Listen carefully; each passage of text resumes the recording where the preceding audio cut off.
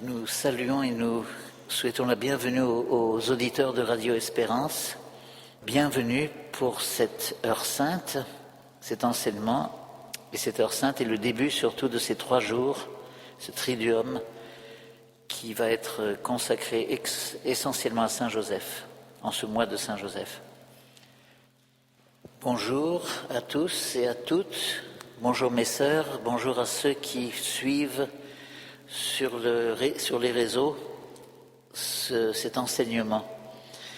Donc au cours de ces 3 jours, autour du premier vendredi du mois, tous les enseignements seront centrés sur la personne de Saint Joseph.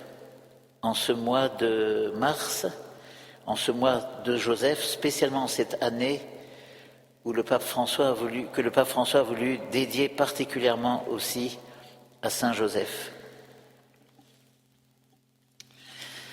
Dans ce premier enseignement, nous allons méditer sur Saint Joseph, homme d'Israël, Israël, peuple élu. Nous allons méditer sur l'enracinement biblique de son être et de sa vocation. Dans cet enseignement, nous aborderons aussi des passages de l'Ancien Testament qui nous aideront à mieux explorer le mystère que constitue la vie et la destinée de Joseph de Nazareth. Et dans un des enseignements ultérieurs, donc demain, nous contemplerons la figure de Joseph à partir de chacun des passages des évangiles où il est mentionné. L'enracinement biblique est tout de suite perceptible dans la grande généalogie qui ouvre l'évangile de Matthieu. Cette généalogie commence avec la mention d'Abraham et se termine avec Joseph, l'époux de Marie. On appelle ça une inclusion, quelque chose qui ouvre et qui ferme, et il y a un point commun. Voici tout de suite quelques très brefs extraits de la généalogie, d'abord le début. Livre de la Genèse de Jésus-Christ, fils de David, fils d'Abraham. Abraham engendra Isaac, etc. Tout de suite, faisons le lien entre Abraham, le premier des patriarches, celui qui a cru en la parole et en les promesses du Seigneur, et cela, nous dit l'Écriture, lui fut compté comme justice. Donc le lien entre Abraham et celui qu'on pourrait nommer comme le dernier des patriarches, et surtout comme le patriarche de la nouvelle alliance, alors que Abraham est le patriarche de la première alliance. Plusieurs caractéristiques de la personnalité d'Abraham se retrouvent comme en un miroir en Joseph. La foi, l'obéissance, la confiance inébranlable en la parole et en les promesses de Dieu. Et la promesse par excellente faite à Abraham est celle de la descendance, aussi nombreuse que les étoiles du ciel et que le sable au bord de la mer. Or, selon la théologie de la foi et de la grâce développée par saint Paul, surtout dans sa lettre aux Galates, mais aussi en celle aux Romains, la vraie descendance d'Abraham, c'est le Christ. La vraie descendance d'Abraham, c'est essentiellement par la foi qu'elle se constitue, plus que par la chair. Nous sommes tous des descendants du patriarche en vertu de la foi qu'il a constamment manifestée. Et dans cette progressive croissance de cette descendance spirituelle, Joseph est un exemple et un jalon lumineux, essentiel. Maintenant l'autre passage de la généalogie qui nous concerne. Mathan engendra Jacob, Jacob engendra Joseph, l'époux de Marie de laquelle naquit Jésus, que l'on appelle Christ. C'est la fin de la généalogie proprement dite. Dans un instant, nous parlerons du patriarche Joseph, qui n'est pas nommé dans la généalogie, fils de Jacob, arrière-petit-fils d'Abraham, mais déjà notons tout de suite ce parallèle. Dans la généalogie, Saint Joseph est aussi fils d'un Jacob, Jacob fils de Mathan, comme celui de l'Ancien Testament. Mais auparavant, avant de parler de Saint Joseph, du Joseph de l'Ancien Testament, revenons toujours en Matthieu au verset important du chapitre 1 qui nous révèle la vraie vocation de Joseph. Je le lis maintenant. « Or, telle fut la genèse de Jésus-Christ. Marie, sa mère, était fiancée à Joseph. Or, avant qu'ils eussent mené vie commune, elle se trouva enceinte par le fait de l'Esprit Saint. Joseph, son mari, qui était un homme juste et ne voulait pas la dénoncer publiquement, résolut de la répudier sans bruit. Alors qu'il avait formé ce dessein, voici que l'ange du Seigneur lui apparut en songe et lui dit, « Joseph, fils de David, ne crains pas de prendre chez toi Marie ta femme, car ce qui a été engendré en elle vient de l'Esprit Saint. Elle enfantera un fils et tu l'appelleras du nom de Jésus, car c'est lui qui sauvera son peuple de ses péchés. » Une fois réveillé, Joseph fit comme l'ange du Seigneur lui avait prescrit, il prit chez lui sa femme, et il ne la connut pas jusqu'au jour où elle enfanta un fils, et il l'appela du nom de Jésus. C'est donc Joseph qui donne à Jésus son nom lors de la circoncision. Là, il exerce pleinement sa paternité selon la loi. Un lien important avec l'Ancien Testament à relever dans la parole de l'ange à Joseph, cette parole reçue en songe, l'ange parlant de Jésus, c'est lui qui sauvera son peuple de ses péchés. C'est d'abord une explication du nom de Jésus, Yeshua, qui signifie Dieu sauve. Mais c'est aussi la citation du célèbre psaume De Profundis, psaume 129, 130 dans la Bible, « Des profondeurs je crie vers toi, Seigneur ». Je vous lis les derniers versets de ce psaume. « Mon âme attend le Seigneur plus qu'un veilleur ne guette l'aurore, plus qu'un veilleur ne guette l'aurore attend le Seigneur Israël. C'est lui qui rachètera Israël de toutes ses fautes. » Voilà le verset cité par l'ange. C'est lui qui délivrera Israël de tous ses péchés.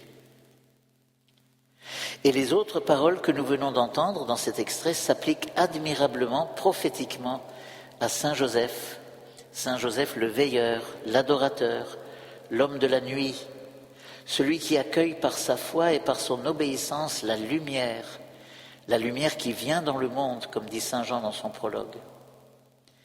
Et ces versets qui s'appliquent à Saint Joseph, « Mon âme attend le Seigneur plus qu'un veilleur ne guette l'aurore, plus qu'un veilleur ne guette l'aurore, attend le Seigneur Israël. » Psaume 129.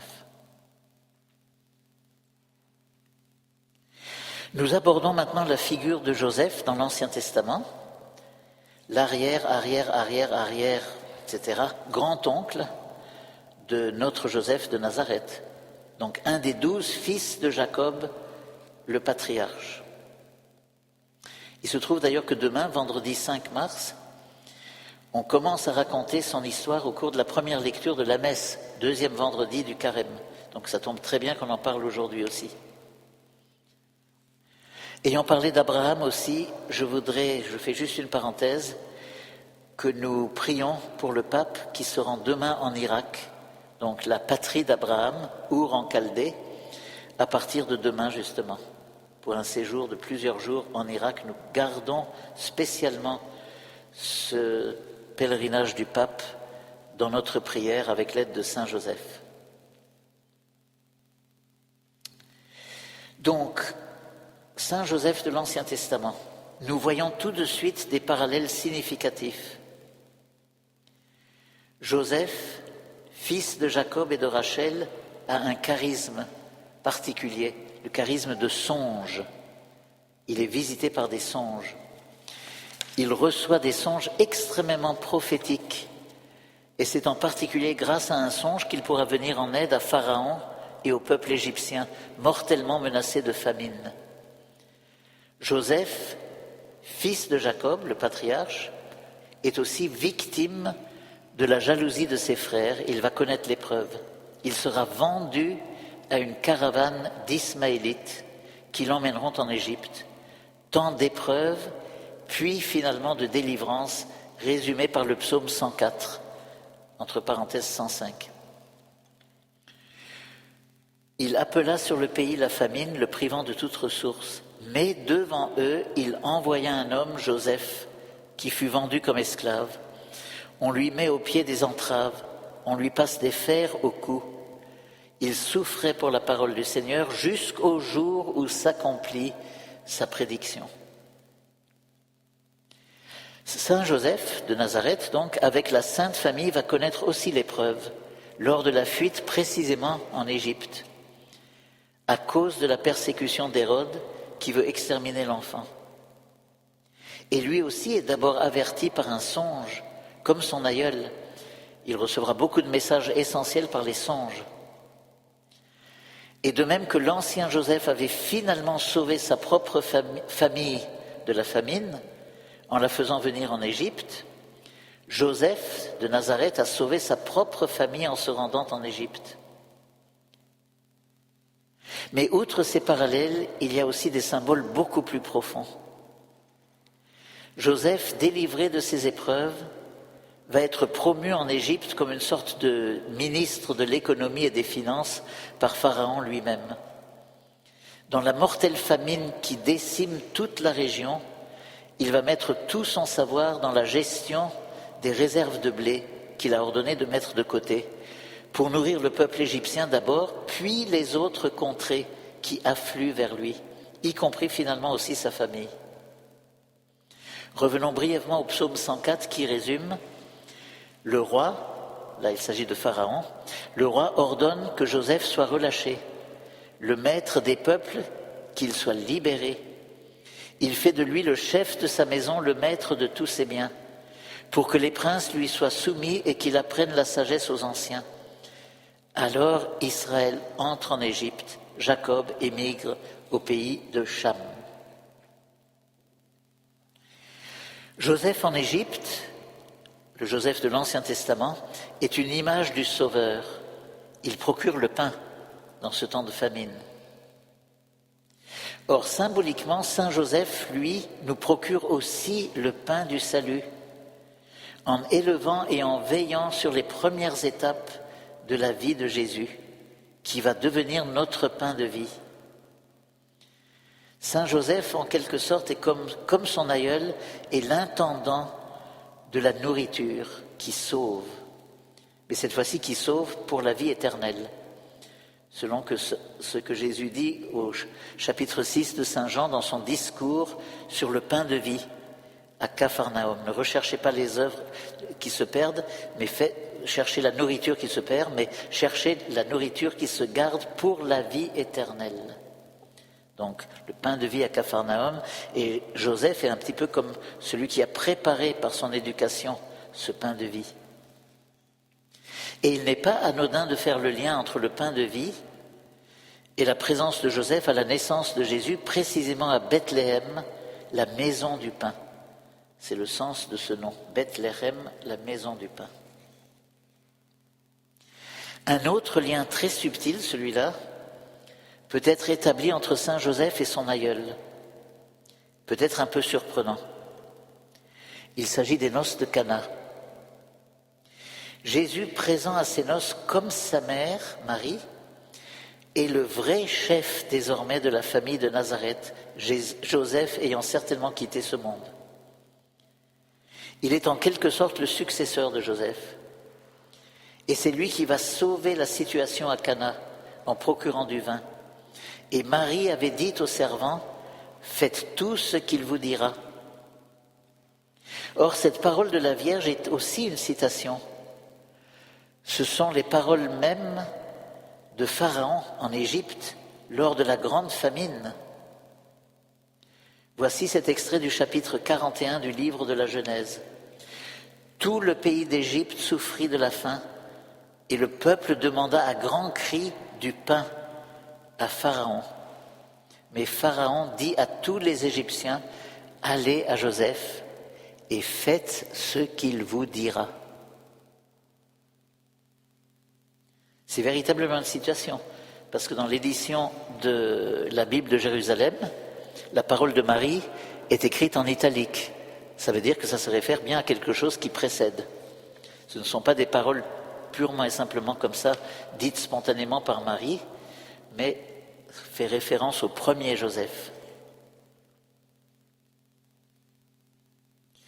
Nous quittons maintenant le Joseph de l'Ancien Testament pour voir quelques autres passages de l'Écriture permettant de scruter encore davantage la vocation de Saint Joseph. Il nous faut un peu parler de Moïse. Tout d'abord, l'héritage de Moïse pleinement et saintement accueilli par Saint Joseph, dont il est dit à plusieurs reprises qu'il se soumit à la loi promulguée par Moïse, comme Luc l'exprime à plusieurs reprises dans les récits de l'enfance du Christ. J'énumère simplement ces moments où on le voit activement se soumettre à la loi. D'abord en Matthieu, la décision de répudier son épouse sans bruit. Puis en Luc, la circoncision. La présentation de Jésus au temple, avec entre autres la loi du rachat des premiers-nés et l'offrande des 2 petites colombes. Et finalement, le pèlerinage accompli à Jérusalem avec Jésus âgé de 12 ans, comme le demandait la loi, pour marquer la majorité religieuse du jeune garçon de 12 ans. À 12 ans, dans la tradition juive, maintenant c'est à 13 ans, mais en tout cas, à l'époque donc de Jésus, c'était à 12 ans. À 12 ans, le jeune garçon devient fils de la loi, ce qui se dit en hébreu bar mitzvah, fils de la loi. Jésus a fait sa bar mitzvah lors de ce pèlerinage à Jérusalem. Ce qui explique d'ailleurs, entre parenthèses, sa présence au milieu des docteurs, parce que le jeune garçon qui lit pour la première fois publiquement un passage de la Torah doit en même temps en faire un petit commentaire. Et alors les gens étaient stupéfaits du commentaire que Jésus faisait. Un commentaire dialogué avec des questions et des réponses. Donc en tout ça, cela nous montre la soumission de Joseph très scrupuleuse et en même temps très naturelle à la loi de Moïse dans tous ses aspects. Grâce à cette soumission, le jeune Jésus a pu grandir pleinement dans la pleine obéissance à la loi de ses pères.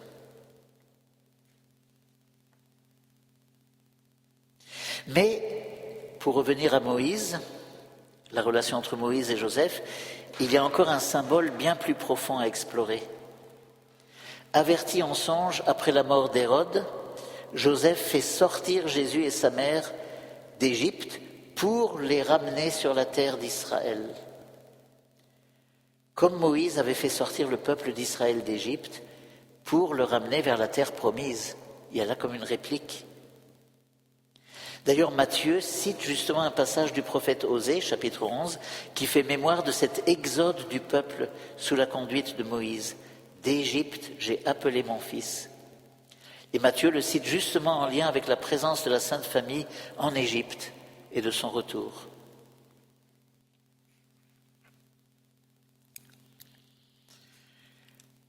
Quelques mots sur David, l'ancêtre direct de Saint Joseph, selon la généalogie de Matthieu. À plusieurs reprises, le titre de fils de David est décerné à Joseph, entre autres avec les paroles de l'ange le visitant dans son sommeil. « Joseph, fils de David, ne crains pas de prendre chez toi ton épouse. » Et aussi au début du récit de l'Annonciation, où on parle d'une jeune fille fiancée à un homme de la maison de David appelé Joseph. Et lors de la Nativité, on précise que Joseph est de la maison de David de Bethléem.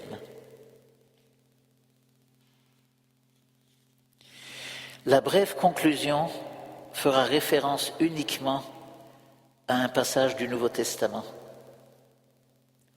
Dans l'ordre de la lecture spirituelle des événements, y a-t-il une lointaine allusion de l'écriture inspirée à Saint Joseph de Nazareth, donc, en la personne de Joseph d'Arimathie, présent et actif lors de la descente de croix et de l'ensevelissement de Jésus, en présence de sa mère éplorée.